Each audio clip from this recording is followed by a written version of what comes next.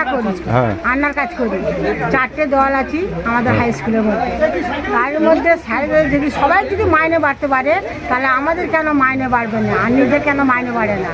ওই 1500 500 টাকা দিয়ে 1000 টাকা, 1000 টাকা দিয়ে 1500 টাকা, 1500 টাকা দিন কি আর বাড়ছে না আমাদের? এখন আমাদের স্কুলে আমরা কাজ করি, মাইনে যেন বেশি হয়।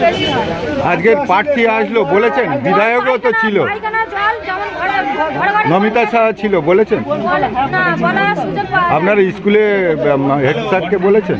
না, যে ঘর পেয়েছে তাকে ঘর দেওয়া হচ্ছে, যে ঘর পায় না তাকে দেওয়া হয় না। পায়খানা অভিযোগ আছে, পায়খানা আসে না, যার পায়খানা পাচ্ছে তাকে পায়খানা দিচ্ছে। আর আমরা দেশের জন্য আমরা কিছু বলছি, ভোট ইলেকশন তবু আমরা বলেছো, আজকের বলেছো একদম দিচ্ছে না, আমাদের সাইড করে দিয়েছে। তা আমরা এই অনুরোধটা রাখছি, যেমন আমাদের মা বোনেদের পাশে এসে গরিব দুঃখীদের জন্য হেল্প করতে, যেমন আমাদের একটু পাশে দাঁড়াবে। কি নাম আপনার?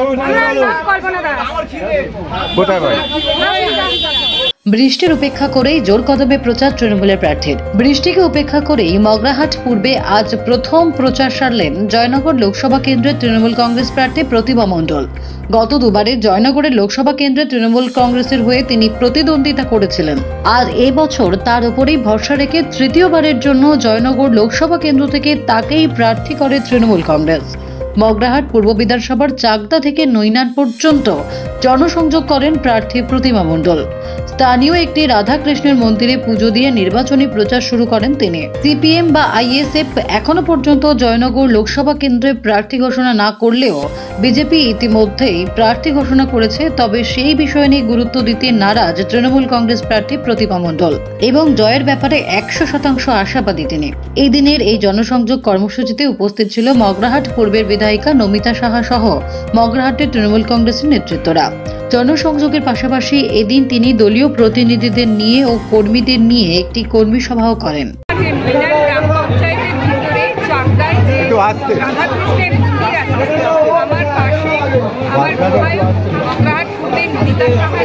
এবং আরো অন্যান্য আঞ্চলিক নেতৃত্ববৃন্দ রয়েছে। আজকে আমি এখানে পুজো দিয়ে আমার যে নির্বাচনী প্রচার, সেই প্রচারে এবার চলে যাব। আমি এখান থেকে আশীর্বাদ নিলাম যাতে আমি আগামী দিনে মানুষের জন্য আবারও 5 বছর কাজ করতে পারি। আপনি পদযাত্রা করে আসলেন এবং মানুষকে নমস্কার করে আসেন, বেশিরভাগ মানুষ স্বতঃস্ফূর্তভাবে বেরিয়ে এলো দেখলাম। হ্যাঁ, আমি রাস্তার দুপাশে যারা দাঁড়িয়েছিলেন তারাই আমার গণদেবতা, আমি তাদের কাছে আশীর্বাদও নিলাম। তারপরে এসে এখানে এই মন্দিরে আসলাম এবং মানুষ সবাই আমাকে আশীর্বাদ করেছে হাসি মুখে, এবং আমি জানি যে আমি জয়ী হব এবং আবারও মানুষের জন্য কাজ করব 5 বছর।